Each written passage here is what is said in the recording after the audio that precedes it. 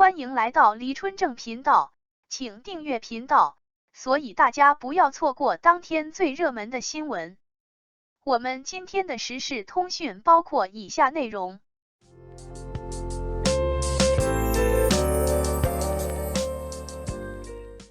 王一博童年经历发人深省，起跑线再高，结果也会被天赋击败。我不知道什么时候开始的，家长们把不要让孩子输在起跑线上作为真理。学生在进入小学之前，就已经被家长安排参加各种兴趣班，只为让孩子成为成龙成凤。不过，从明星们的成功故事可以看出，他们的童年并不是在强大的学习压力下成长起来的。例如，普林斯顿大学博士生导师严宁就曾说过，他的童年是在玩耍中度过的。而深受大家喜爱的王一博，更是自曝了自己的童年经历。典型的3分钟热血和普通学生的童年没什么两样，现在却能取得这样的成绩。不管起跑线有多高，结果都是败于才。王一博童年经历耐人寻味，无论起跑线有多高，结果都会被人才打败。王一博从小学习成绩就很差，虽然上过素描、吉他等兴趣班，但学了几周就拜拜了。用我们老师的话来说，就是典型的3分钟热血，我们从来没有真正努力过。看完后，发人深省。和他相比，很多学生从小就努力学习，希望自己的学习成绩越来越好，所以学生的起跑线就更高了。难不成努力在人才面前会土崩瓦解？事实上，情况并非如此。虽然大多数学生和明星都有不同的童年、天赋和起跑线，但努力并不是那么容易打破的。如果有人说，王一博能有今天的成就是因为他的天赋，那么你可能没有看到他背后付出的努力和汗水。虽然他从小成绩就不好，但从接触街舞开始就热衷于街舞，并因此发掘了自己在舞蹈方面的天赋。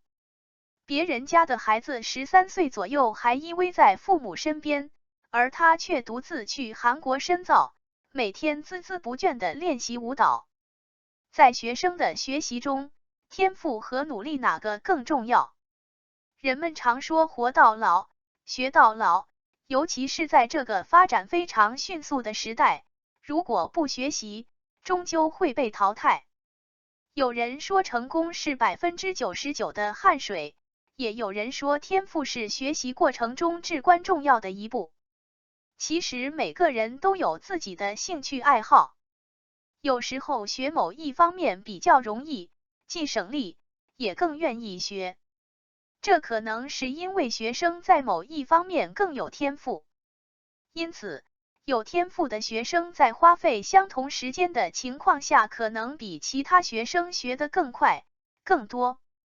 高考期间，学生可以根据自己的喜好选择大学专业，从而更好地发挥自己的价值。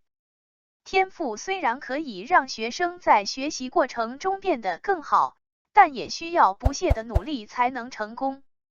有天赋只能说明他在某一方面有一定的优势，但如果不努力，想要取得成功是非常困难的。这大概就是江郎才尽其才的原因吧。即使没有天赋的人也可以通过努力使自己成功，但努力可以弥补弱点，这也不是没有道理的。学生取得优异成绩很容易，但勤奋同样重要。所以，个人觉得只有天赋与努力并存，才能取得好的成绩。学习就像匆忙，你不能慢下来。但无论你学习的目的是什么，都必须努力前行。诚然，天赋在学习中是至关重要的，但不要以为天赋足够了，就可以碾压所有人。本期话题，你觉得学习、天赋和努力哪个更重要？武汉大学的学术实力到底有多强？两个专业全国第一，清华难以超越。要知道，清华大学是国内一流的大学，各方面的实力都不容小觑。国内几乎没有几所大学能和清华大学抗衡的实力。理工科，清华要第二，没人敢争第一。但是武大就不一样了，虽然综合实力未必比得上清华，但弟子们的实力并不弱。两个专业均位居全国乃至世界第一，即便是清华大学也很难超过他们。清华难超武大两个专业全国第一，薪水令人羡慕。第一，遥感技术，世界排名第一。这个专业听起来很高大上，其实对于以后的工作也是如此。它主要收集飞机、卫星等物体的信息，比较深奥，可以说是新兴技术，成立时间不长。有资格开设该专业的高校基本上都是名校，毕竟这个专业的教学设备得天独厚，对老师的教学水平和能力的要求也是相当高的。然而，在众多名牌大学中，武大在该专业中名列前茅，即便是清华大学也难以超越。因为这方面知道的人很少，未来就业难保，所以一度成为冷门专业。但实际上，遥感技术专业是一个宝藏专业，不等毕业，很多大公司都会来学校招聘人才，比如腾讯、阿里。薪水和待遇真的很让人羡慕，但是高考录取分数线比较高，一般在640分左右。第二，测绘工程，本以为是青铜，没想到是王者。该专业被评为 A 加学科，不仅在业界认可度高，而且对相关专业的影响也很大。但是，大部分考生对这个专业都会有一些偏见，认为工作很辛苦，总觉得自己过不去。最重要的是，收入与努力不成正比。大多数测绘工程专业的毕业生从事技术人员工作，通常从事道路、桥梁和公路等领域的工作。想要增加收入，增加发展空间，就需要考研提升自己。但是，武汉大学测绘工程专业的发展前景非常好，参与了三峡工程、南水北调等多项国家重点工程。有了这个强大的背景，本专业的学生毕业后就不用为找工作发愁了。本以为是青铜，没想到是王者。但录取分数线更适合初中生报考，分数基本在640分左右，但比清华容易。申请一个冷门专业就一文不值吗？很多时候，高中生在选择热门专业和冷门专业时，更看重的是就业前景。申请热门专业意味着社会需求量大，存在供不应求的现状。因此，对于学习热门专业的学生来说，毕业后找工作会更容易一些。但是冷门专业是完全相反的，那么冷门专业是不是就没有应用价值了呢？事实上，并非如此。冷门专业也有优势，虽然申请人数比较少，但从某种程度上说，毕业于这些冷门专业的学生，找工作的竞争更小。在公务员考试中，冷门专业的优势也能体现出来。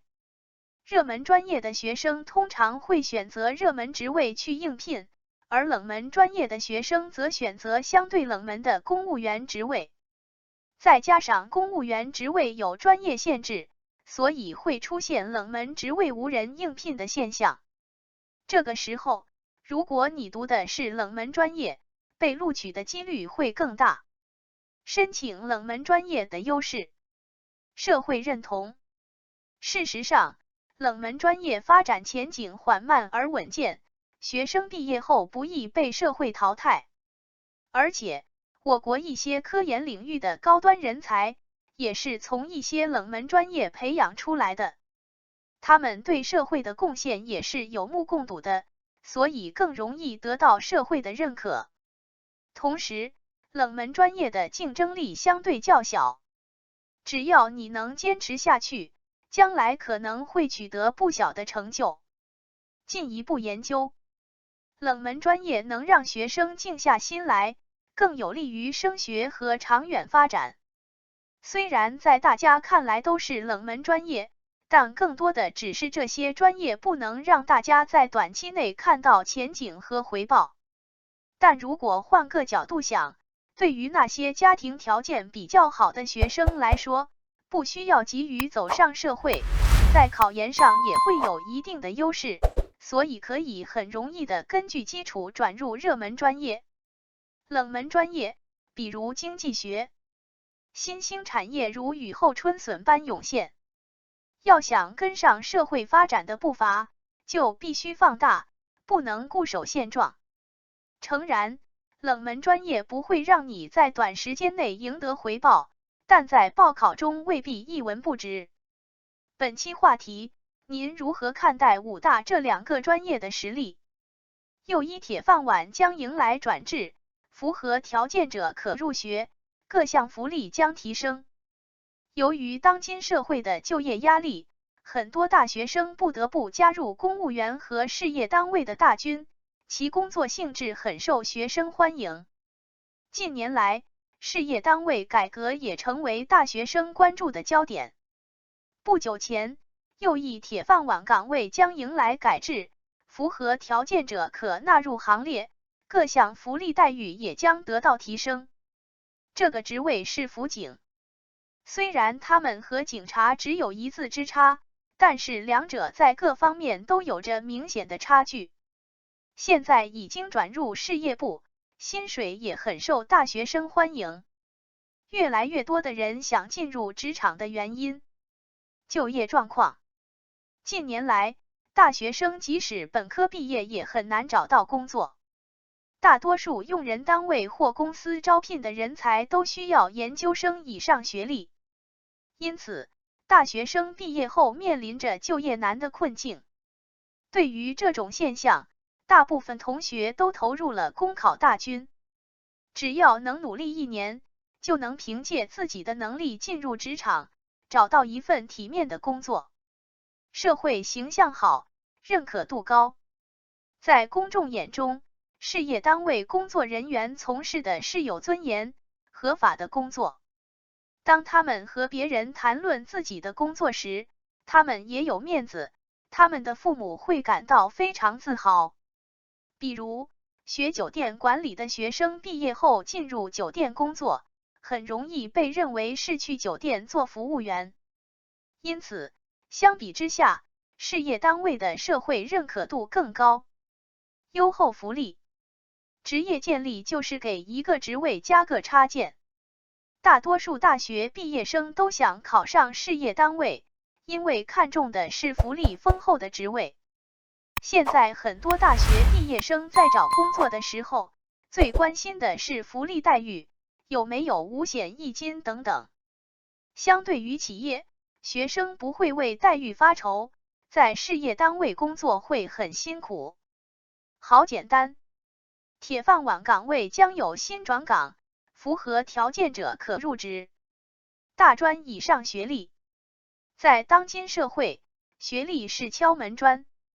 无论是民营企业、国有企业，还是事业单位，对从业人员的学历都有一定的要求，包括我们今天说的从辅警到职业编辑的转变。从目前来看，只要辅警的学历达到大专以上，就可以满足转职业科的要求。这其实是很容易满足条件的，而且还能提升整体辅警人员的素质。工作时间3年以上。当然，辅警的工作年限折算成职级也是有要求的。一些特殊职位需要5年以上的工作经验，也就是说想要顺利转入事业部，必须要有足够的工作经验和个人能力，业绩突出，贡献显着。不仅要敬业，更要勇敢，更要有临危不惧的勇气。此外，最好在任期内做出重大贡献，以激励其他辅警更加努力工作。纵然辅警转职事业部有很多好处，但好处也不差。大学生如果想追求一份稳定、福利好的工作，考辅警也是一个不错的选择，而且成功率还是很高的。考上辅警有很多好处：招聘要求低，报考公务员的限制非常大，包括工作经历、学习的专业、资格证书等，要求比较高。一旦达不到要求，即使再优秀，也有可能被辞退。但是辅警就不一样了，它的限制较少，对申请人的要求也较低。有的职位甚至可以放宽应聘者资格，高中毕业即可。举报率比较高，公务员属于千军万马的独木桥，举报率比较低。以应试者众多，和尚多粮少争位，简直是给自己丢脸。随着社会对保安人员需求的增加，辅警逐渐成为一个新兴岗位。近年来，报考人数较多，报考比例远高于许多公务员岗位，高度的职业成就感。警察之所以受到人们的尊重和爱戴，是因为他们工作的特殊性、敬业精神和责任感。辅警虽然不是正规警察，但工作性质基本相同。这样一个具有高度责任感和使命感的岗位，才能激发应届毕业生的积极性，停止得过且过，找到自己存在的意义和价值。总之，不管你是从辅警转职业编制，还是大学生直接申请职业编制，都必须符合规定的条件，只有符合条件的人才有资格被纳入其中。感谢您观看视频。如果您觉得本时事通讯有用，请不要忘记点赞、评论和订阅。祝您生活愉快，充满活力。再见。